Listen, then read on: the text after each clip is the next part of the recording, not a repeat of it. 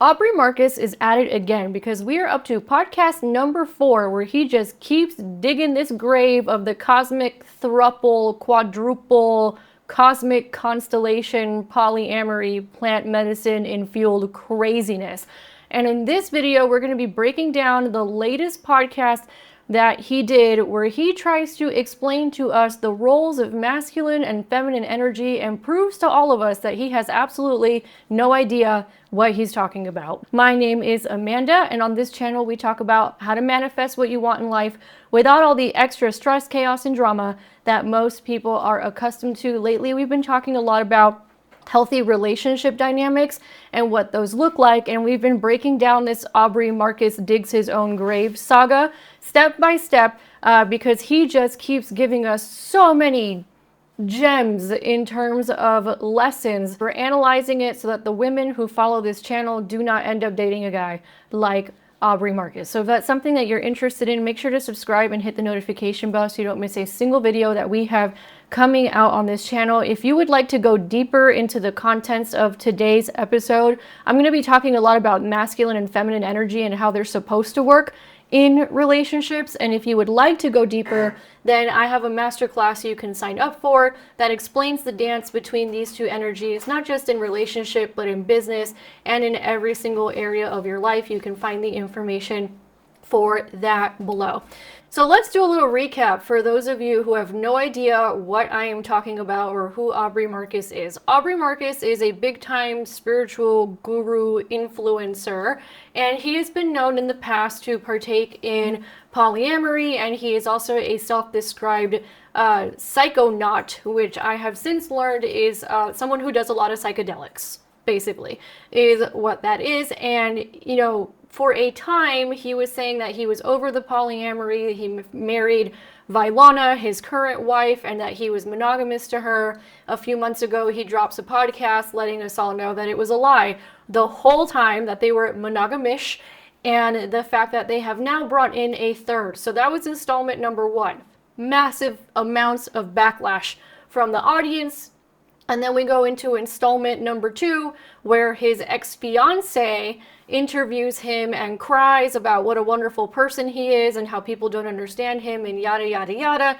Then we go into installment number 3, where he, his wife, and his wife's now boyfriend, who he picked out for his wife, is the vibe we all got from watching that podcast and orchestrated the whole thing, play the sacred game of sacred ancient modern game of improv. The word salad is insane with these people. I'm just starting to think that they're high all the time from doing too much plant medicine.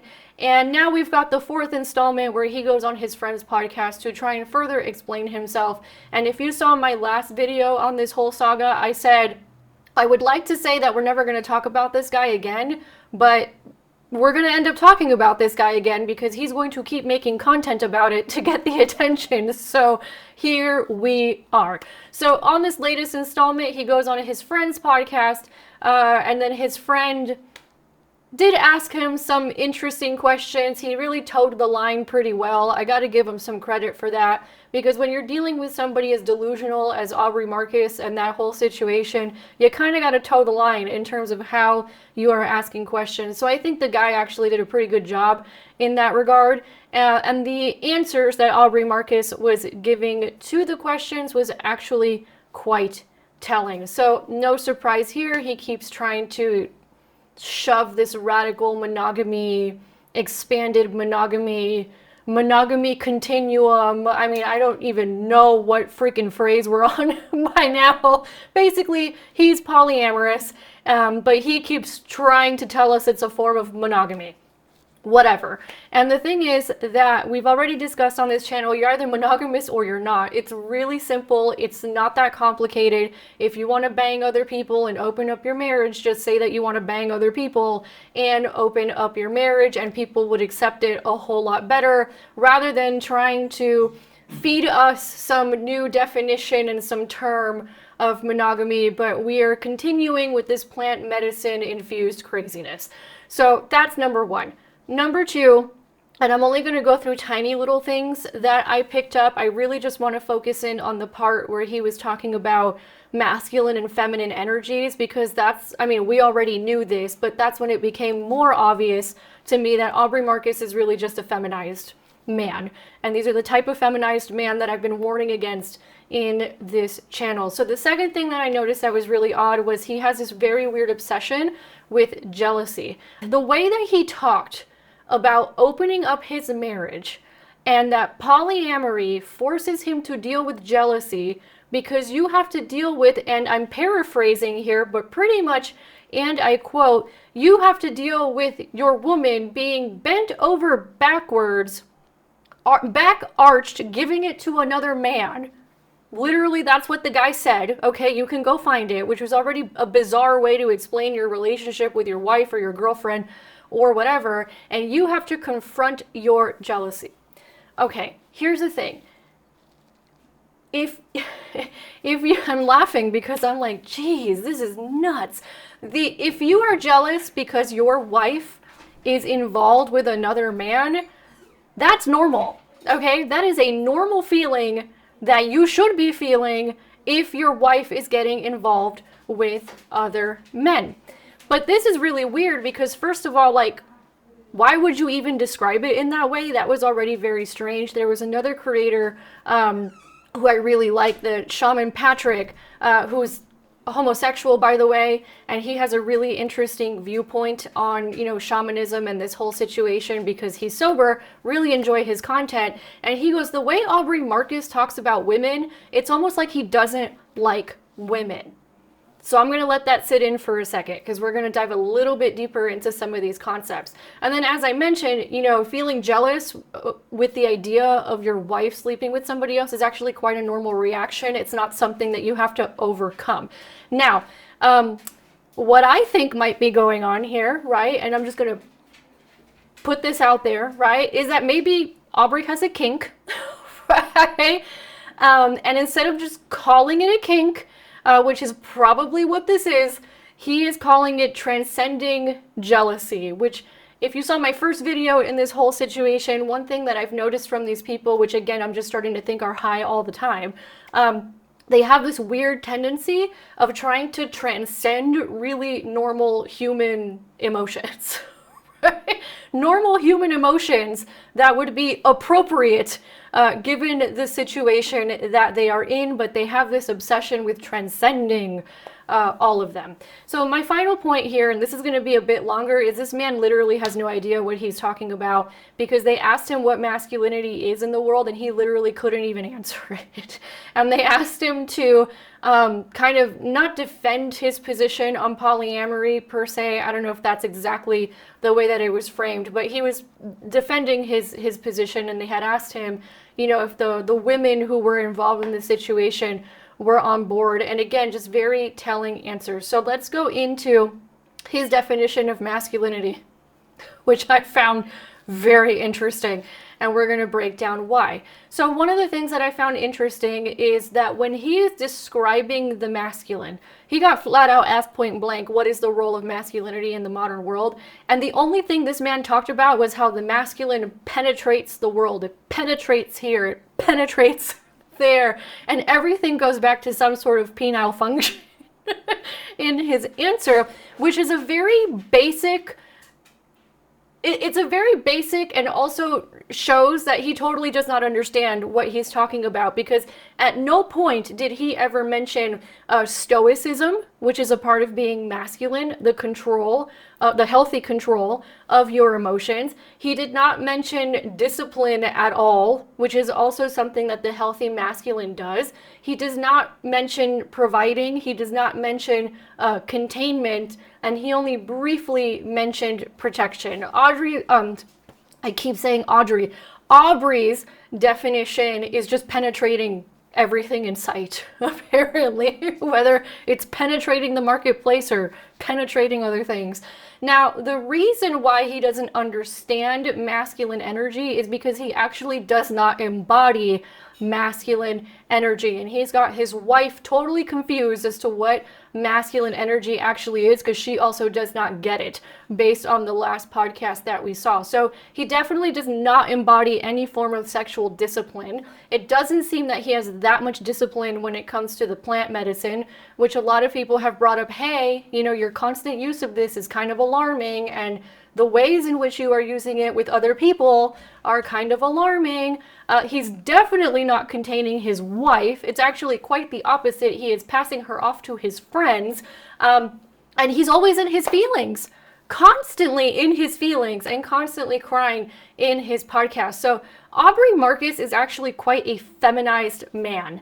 And a lot of these spiritual manipulators are feminized men who do not understand what it's like to be masculine.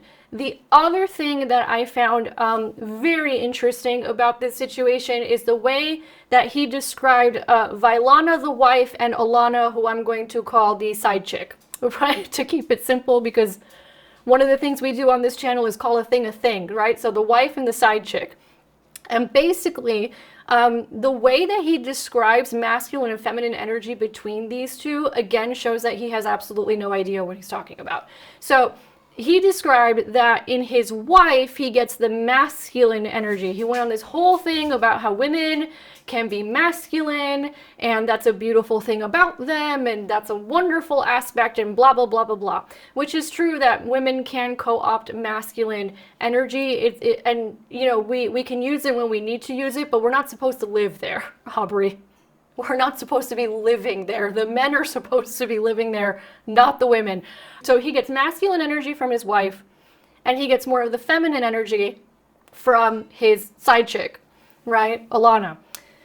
And if you saw my video about dark versus light feminine energy, you know that I said that in Western culture specifically, when most people think about feminine energy, they think of light feminine energy, and I guess that's what he's getting from the side chick. Right? The thing is that Vailana is not remotely masculine at all. His wife. Not masculine at all. I do not get masculine vibes from her at all. I've been working with women for 15 years on these types of topics in different areas of their lives, and Vailana is not masculine. Like Aubrey is saying, if anything, she's very wounded feminine energy. How do I know that? Because masculine women don't typically end up with men who have that much money and that much ambition. Because if there's one thing Aubrey's got going for him, is he knows how to make money, and he's got ambition. Masculine women usually end up with more passive men in that regard. And Aubrey is actually quite controlling and manipulative, which we've been seeing this whole freaking time. And wounded feminine women are usually the ones who are attracted to controlling and manipulative behavior from men. Masculine women typically are not, right? And also, because we saw it in the last podcast episode with the ancient and modern art of improv, whatever that means, right? The woman acts like a child, and we know that. So she's very wounded feminine energy. She's quite immature. There's absolutely nothing masculine about her. If anything, it would behoove Vailana to maybe get a little bit more of that masculine energy so that she can leave the relationship. Which brings me to my next point. He says that the women can leave if they want to. He specifically talked more about his wife and how she can leave, and how they've talked about it, and how she's questioned whether or not she is compromising herself, which, yes, you are, girl, based on everything you've been telling us on podcasts publicly for the last few years. And the thing is that when you are in wounded feminine energy, right, and a woman does not have that masculine developed in her, right? Because yes, women can co-opt it, and it behooves women to co-opt it sometimes. She would leave, which is another reason why this woman is definitely not masculine at all. She has zero masculine developed in her, because if she had the masculine developed in her, she would be making her own money and she would leave. And the thing is that let's be real, okay? She has a very comfortable life where she is, and she's probably debating, okay, well, if I leave, what does this mean for my career? What does it mean for me financially? Because she's revolved her whole life around this man who does not respect her. Okay, that's kind of what we're dealing with here. Again, when we remove all the spiritual bullshit out of it, that's what's going on. And when you are a person who is immature, which we know she is, money is one hell of a drug when you are an immature person. Now, there's nothing wrong with money. There's nothing wrong with wealth. There's nothing wrong with any of it. All I'm saying is that when you are immature and you have not done your own shadow work, which none of these people have done their shadow work, clearly, money can be one hell of a drug. And part of what's going on here is because Aubrey has so much money, and this is something that Shaman Patrick actually brought up on his show, and Shaman Patrick worked with a lot of people in recovery, and he's definitely seen some red flags with Aubrey. My husband comes from a family where there was a lot of addiction and manipulation and craziness, and he's seeing also red flags with how Aubrey is behaving. My husband was watching this stuff, and he's like, oof, that's familiar, right? Because he can recognize the behaviors. And the thing is, Shaman Patrick brought this up, that, you know, when you have that much money, you are actually kind of insulated and saved from a lot of the consequences that come from this sort of a lifestyle. So you are insulated from or you have a buffer, is what he says, from the consequences that come from doing the amount of drugs that they do. You are you have a buffer from the consequences that come from a polyamorous lifestyle because you've got money, right? So Patrick Shaman brought up an interesting thing, which is like probably one of the best things that could happen to Aubrey Marcus is he just loses all his money. Because if he lost all his money, the women would probably leave. Again, let's be real, and there's nothing wrong with a woman who wants to be financially secure and thinks that a man should be a provider. The problem, which is part of what we're seeing here, is that when women think that a man having money, and they only focus on the money part of it, that's when you end up in weird, crazy situations like this, and that's where you end up in weird, crazy situations like the Wizard Liz, which I'll be doing another video on that because we have an update on that as well. So if Aubrey lost all his money, right, then he would not be buffered from the consequences that come from this sort of a lifestyle, and neither would any of these people. So the reality about the relationship dynamic between Aubrey Marcus and Vylana Marcus is that it's actually two feminine energies, and that's why it's a confusing hot mess.